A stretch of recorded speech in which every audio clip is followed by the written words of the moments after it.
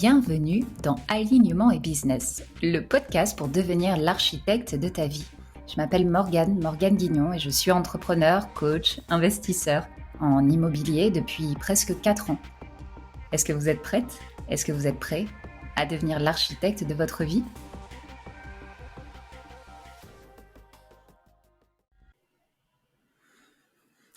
Les changements de vie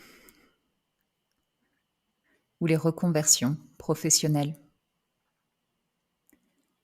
C'est drôle comme la société nous pointe du doigt quand on ose changer de vie, quand on ose s'aligner avec qui on est vraiment, quand on ose incarner à travers notre activité, à travers notre être, celui que l'on est vraiment. En fait, on se rend compte que on déstabilise les autres. Parce que toute notre société est faite de petites cases dans lesquelles ça nous rassure de placer les autres. Des petites étiquettes bien collées, parce qu'on est capable de définir l'autre avec notre vision, nos définitions. Et ça nous rassure, parce qu'en fait, l'inconnu terrorise. Et on cultive dans notre société la peur de l'inconnu, la peur du changement, la peur du renouveau. Alors je trouve que ces dernières années, heureusement, les mentalités changent et on le voit chez les jeunes. Ceux qui ont une vingtaine d'années, en fait, nous surprennent parce qu'ils ne veulent plus rentrer dans des cases. Mais moi, ma génération, j'ai 35 ans aujourd'hui, j'ai encore fait partie de cette génération où nos parents nous forçaient à rentrer dans des cases parce que eux-mêmes se sentaient rassurés, qu'on marche sur les mêmes chemins qu'eux, qu'on fasse pas trop de vagues, qu'on se fasse pas trop remarquer.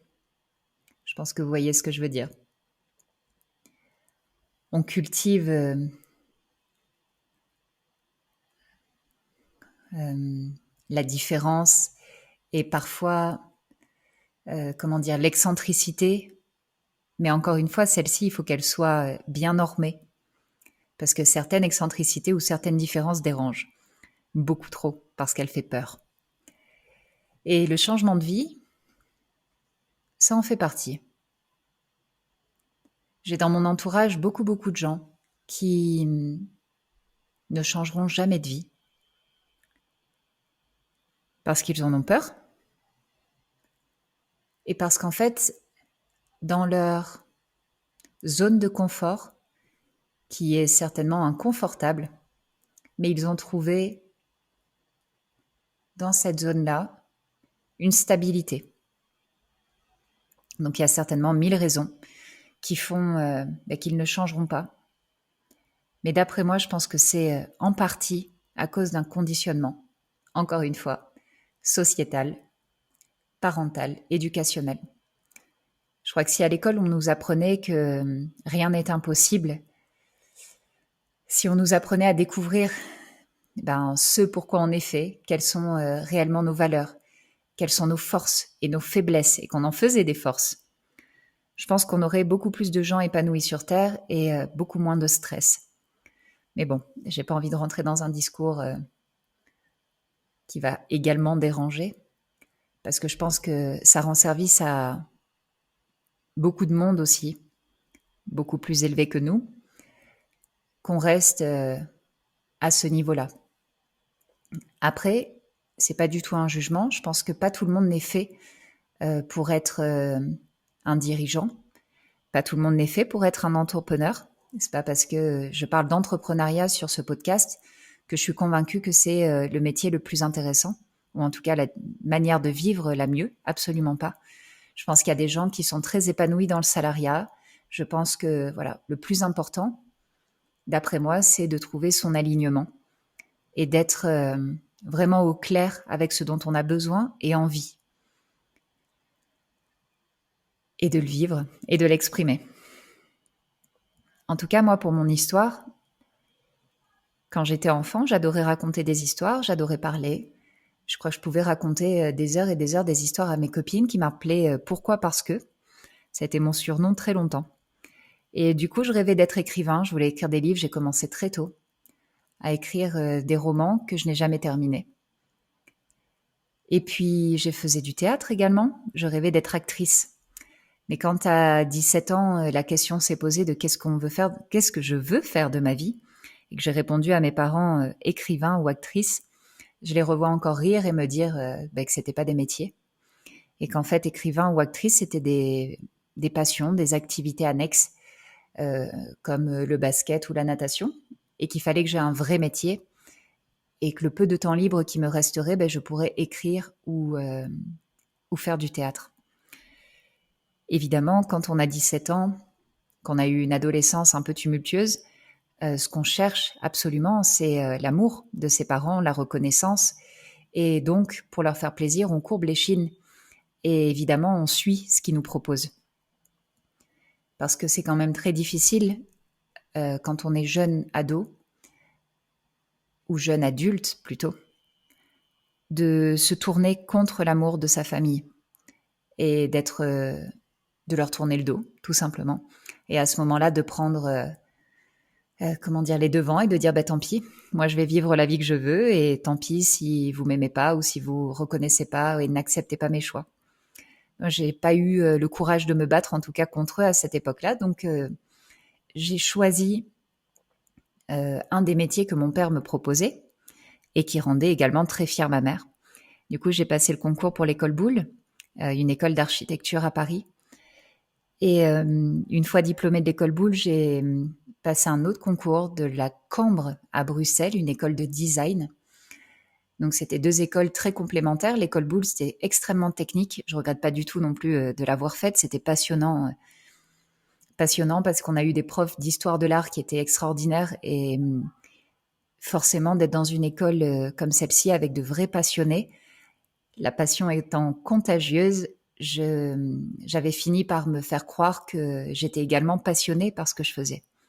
Même si je vous avoue que j'étais tellement remplie de stress quand j'allais à l'école que j'en dormais pas la nuit. Et j'ai dû prendre à l'époque au moins 15 kilos de stress et d'anxiété. Bon, peut-être pas 15, mais 10. Bref, ça allait pas, mais forcément, ça faisait super plaisir à ma famille que je sois diplômée de l'école Boulle et ça les rendait très fiers. Donc, on ne peut pas, quand on a 20 ans, se détourner de cette fierté. Surtout quand pendant des années, on a fait n'importe quoi avant et beaucoup de bêtises. Du coup, c'est plutôt agréable quand d'un coup, on devient la chouchou de la famille parce qu'on réussit. Et puis, donc, il y a eu la Cambre à Bruxelles, une école très complémentaire qui, pour le coup, était très créative, beaucoup plus que l'école Boulle qui, elle, était très technique.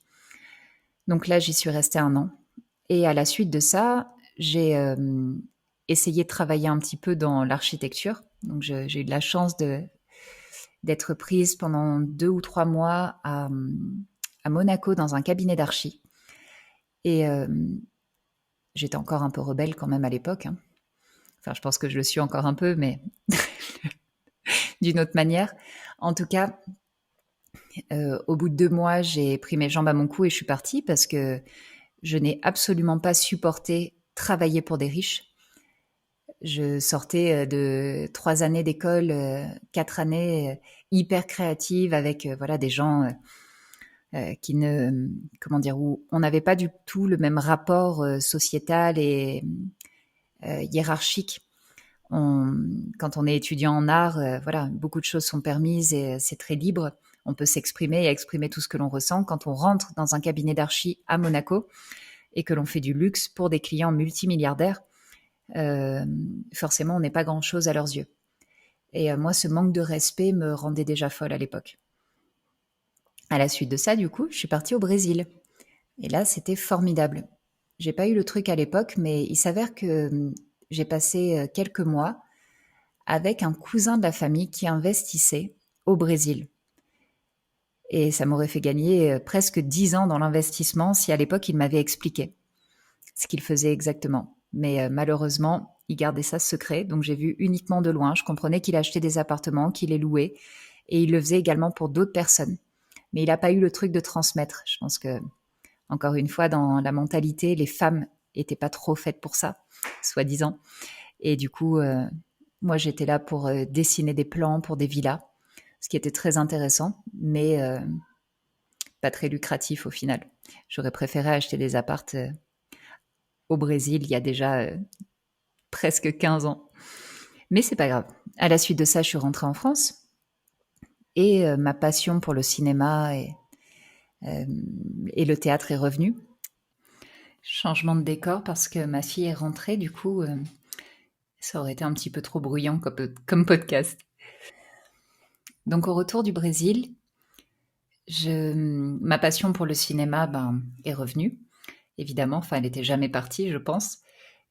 Et j'ai eu une proposition que j'ai saisie pour être figurante sur le film de Claude François, qui se tournait en partie à Monaco. J'ai été figurante dessus et ça a duré quelques jours. Et en fait, le premier jour où j'ai mis les pieds sur le plateau de cinéma, avec toute l'équipe qui courait partout, on était dans la salle aux étoiles à Monaco.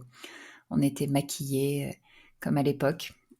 Et à l'époque, en fait, du premier concert de Claude François. Et bien, ce jour-là, ça a été une réelle révélation. Je me suis dit, ok, c'est vraiment sur un plateau de cinéma que je veux grandir, je veux vivre chaque jour. Et du coup, je suis repartie à Paris. Je suis remontée à Paris et, et j'ai postulé sur des longs métrages dans des équipes. J'ai compris comment fonctionnait le, le système du cinéma, qui est en fait un système très hiérarchisé, où tous les postes sont très clairs et vraiment très segmentés.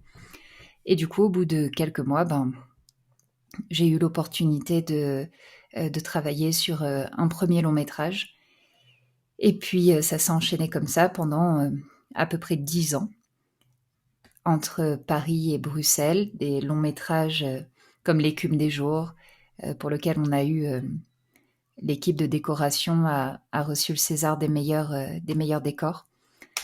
Un film incroyable. Je pense que quand on a la chance de bosser en décoration, dans une équipe de décoration sur un film de Michel Gondry, on est marqué à vie par ce que l'on voit et par ce que l'on fait. Ça a duré 9 mois et c'était vraiment extraordinaire. En fait, c'est un milieu qui totalement en marge, à part un petit peu de la société. C'est vrai qu'on a des budgets qui parfois sont démentiels pour réaliser certaines scènes de films qui sortent totalement de l'esprit du réalisateur. On participe en fait à la distraction des gens, parfois en faisant des films historiques, bien sûr, on permet à l'histoire d'être racontée et d'être retransmise aux générations futures, mais en fait, on participe à la distraction des gens qui vont regarder des films et aller au cinéma. Quand on prend ce recul-là, on est forcément un peu, en quête de sens parfois, puisqu'on se demande si tout ça a une réelle utilité. Donc moi, je pense que oui, puisqu'on contribue d'une manière quand même importante au bonheur des gens en transmettant ces images et ces films-là. En tout cas, ça, ma vie avait beaucoup de sens à l'époque où je faisais des longs métrages, puisqu'en plus, le cinéma, ce sont des projets très, très courts et très intenses, où en fait on développe des liens d'amitié, des liens de fraternité extrêmement forts avec les équipes. Et on va travailler tous ensemble, sacrifier en fait quasiment tout notre temps pour ce projet-là. Et ça va durer 6 mois, 9 mois. Donc il y a des liens hyper forts qui se créent entre les gens. Et puis un jour, fin de tournage, et chacun rentre chez soi. Et là, le téléphone ne sonne plus, et donc on est seul.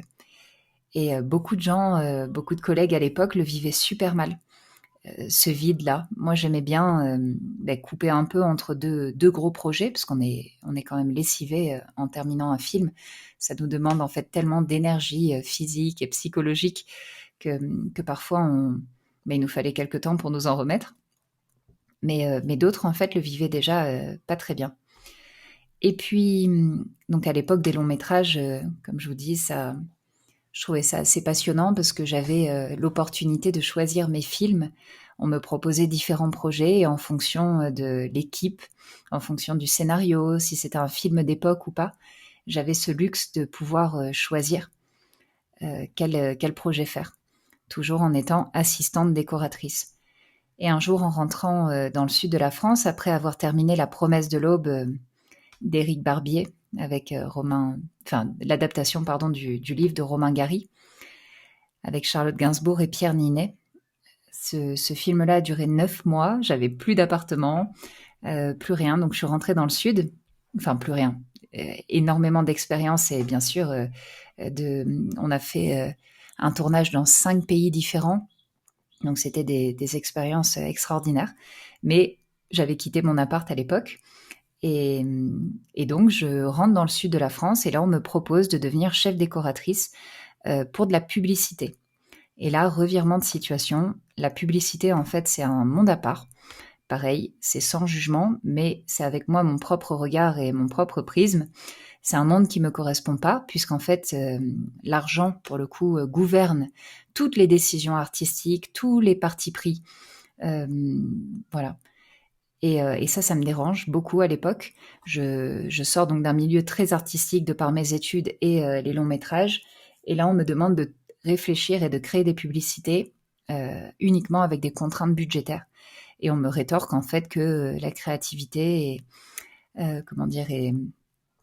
et tout ce côté-là, oui, créatif et sensoriel, émotionnel, enfin tout ça en fait, on s'en fout. Ok. Donc forcément, ça me dérange. Et au bout de 2 ans, je me rends bien compte que je suis plus du tout alignée avec ça.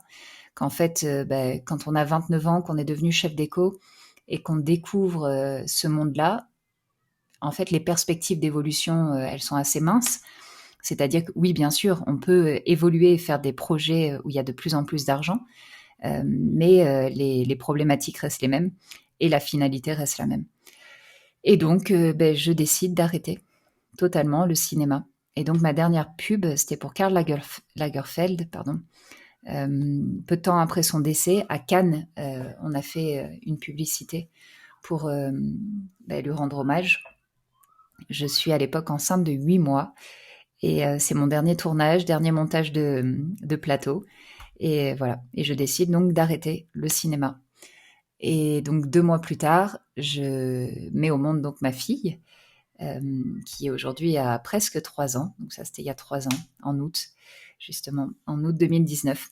Et à partir de là, donc je développe ma société d'archi, qu'en fait j'ai montée au moment où je suis tombée enceinte, donc 9 mois plus tôt. Et j'ai déjà à l'époque commencé l'investissement également, IMO. J'ai acheté un premier bien pour faire du locatif. Et donc, je décide de me consacrer à l'investissement immobilier, à l'architecture d'intérieur.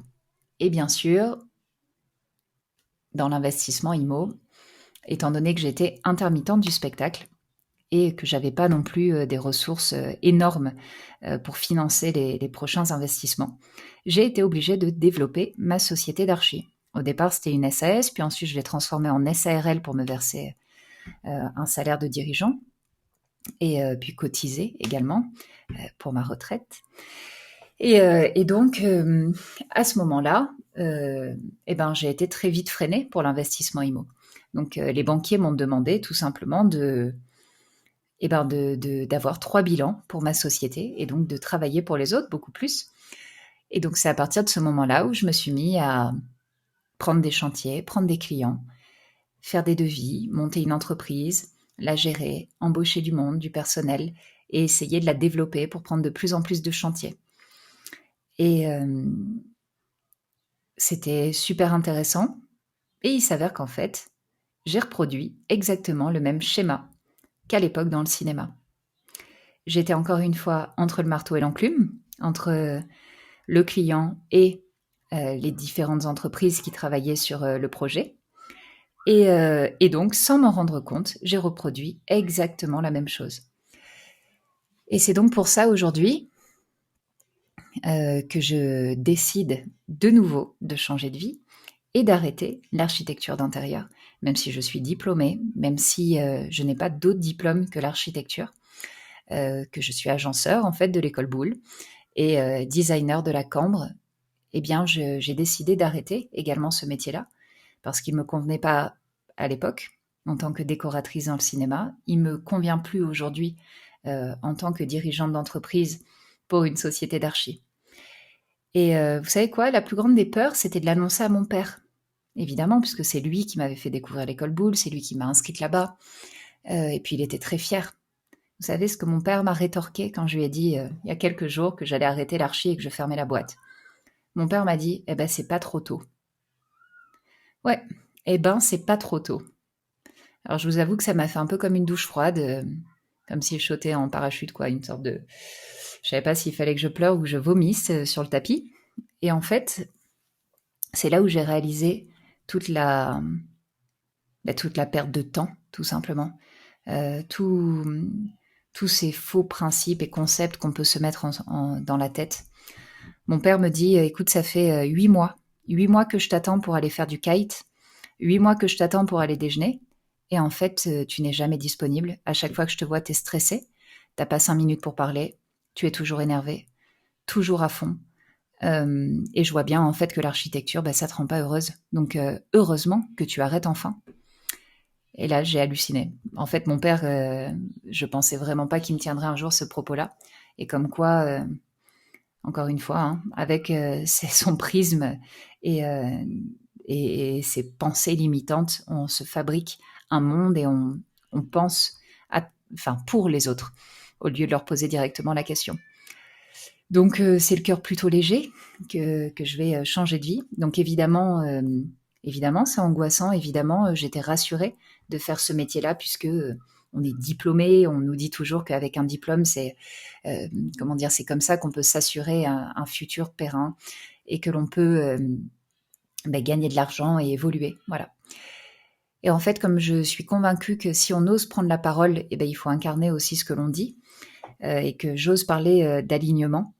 C'est parce que moi-même, chaque jour, depuis des années, depuis peut-être l'enfance, je cherche cet alignement-là. Et donc, j'ai monté d'autres sociétés en parallèle qui, en fait, me passionnent plus encore que l'architecture, qui, elle, me rassurait pour cette petite fille qui voulait plaire à papa et à maman. Et donc, c'est vers les autres que je vais tendre, même si personne ne comprend exactement dans ma famille ce que je fais. Moi, en tout cas, je le sais, je le ressens au fond de mon cœur. Je cherche pas à poser des mots, j'ai pas d'attente. La seule chose que je souhaite transmettre à l'univers, pour le moment, c'est cette quête d'alignement, cette quête de liberté. Et en fait, j'ai défini très simplement le métier que je souhaiterais faire. Je me fous de la forme, c'est-à-dire que je m'en fous si demain le métier qui se présente à moi, c'est, j'en sais rien, directrice d'un supermarché, mais peu importe en fait le métier, la forme qu'il va prendre, c'est pas ça l'important. Moi, ce qui m'importe, c'est les valeurs qu'il y aura à l'intérieur de ce métier-là, les gens avec qui je vais travailler, l'argent qu'il va me faire gagner, l'apaisement que j'aurai, la foi que j'aurai également en me réveillant chaque jour. Voilà, donc c'est plutôt ça que je recherche. Et évidemment qu'il y a cette partie de peur, d'appréhension par rapport à l'inconnu. Mais en fait, moi, c'est quelque chose qui est devenu une partie de moi-même. La, comment dire, le renouveau et l'inconnu me stimulent énormément. J'ai une foi totale en ce que je peux faire. Je sais les compétences que j'ai. Je n'ai jamais manqué de travail, d'argent ou de quoi que ce soit dans ma vie. Du coup, j'ai cette foi-là qui me dit que même si j'ai un enfant à charge, je serai capable de me battre encore plus pour faire ce que j'aime et être payée pour ça. Et donc, ça me donne une puissance et une force incroyables. Et ce qui est encore plus fort, c'est ce sentiment de liberté à laquelle je vais goûter en me libérant en fait de ce poids dont je ne veux plus. Tout ça, c'est encore plus fort que la souffrance que je recevais en faisant un métier qui ne me correspondait plus. Et voilà pourquoi je me permets de vous raconter ma vie. C'est peut-être que ça pourra vous inspirer vous aussi si vous hésitez en ce moment même à quitter un travail pour lequel on vous glorifie, pour lequel on est fier de vous, alors qu'en fait ce travail-là vous correspond plus ou pas parce que vous avez fait le tour, parce que vous êtes curieux et que vous êtes avide de découverte et de renouveau. Écoutez-vous parce que la vie est beaucoup trop courte, parce qu'en fait on peut pas vivre à travers les yeux des autres, et en plus de ça, parfois, les autres ne pensent pas ce que l'on croit qu'ils pensent. Et on se trompe très souvent. En fait, ce que les autres veulent, s'ils vous aiment vraiment et inconditionnellement, c'est votre bonheur. Peu importe le titre, peu importe le métier que vous faites. Donc je vous souhaite vraiment, vous aussi, de vous poser ces questions-là et d'oser franchir le pas, oser vous révéler et vous aligner avec celle et celui que vous êtes. À plus tard.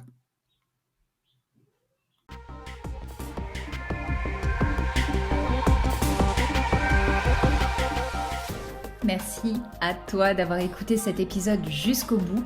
Je ne sais pas toi, mais moi je suis convaincue parfois qu'il suffit d'un tout petit geste pour aider quelqu'un. Alors si dans ton entourage tu as un ami, entrepreneur ou futur entrepreneur, à qui cet épisode pourrait servir, surtout n'hésite pas à lui partager. Tu peux parler de ce podcast sur Instagram, ça m'aidera énormément et ça aidera certainement d'autres personnes également. Tu peux aussi laisser un 5 étoiles sur Spotify ou Apple Podcast. Évidemment, c'est encore mieux si tu laisses un commentaire. Si cet épisode t'a motivé à changer les choses, à peut-être ouvrir une nouvelle porte à l'intérieur de toi et que tu souhaites aller plus loin, je peux également te proposer de réserver un appel avec moi ou un membre de mon équipe pour peut-être t'aider à définir ton futur projet et t'accompagner vers ta liberté. Le lien est en description de cet épisode. Je te souhaite une très très belle journée et je te donne rendez-vous à très bientôt dans le prochain épisode.